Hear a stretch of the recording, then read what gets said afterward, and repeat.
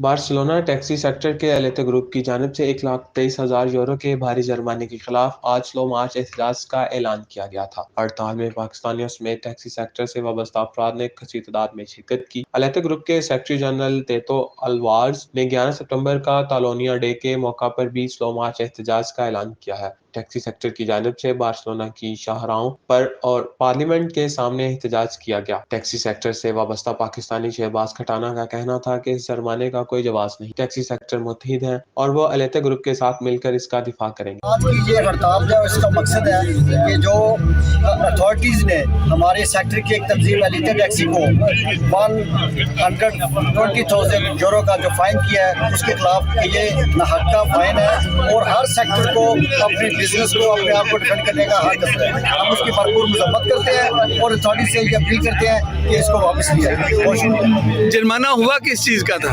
یہی بس کہ جو جتنی بھی انلیگل سیاحت جہاں جن کے خلاف ہم آج سے 10 سال تک جو ان کے ساتھ لڑائی کر رہے ہیں یا ان کو ہم نے روکے رکھا ہے انہی کے خلاف یہ جو اپیل پہ یہ واضح رہے کہ بارسلونا میں نجی کمپنی اوبر اور کابیفائی کے کام میں مداخلت اور ٹیکسی سے وابستہ افراد کو ان کمپنیوں کے ساتھ کام کرنے سے روکنے پر ٹیکسی سیکٹر کو 1,23,000 یورو جرمانہ کیا گیا ہے۔ سلو مارچ کے باعث متعدد شاہراہیں بند ہیں، جس کی وجہ سے شہریوں کو نقل و حرکت میں پریشانی کا سامنا ہے۔ Mumtaz Munir Sahotra, UK and Europe 44 Spain.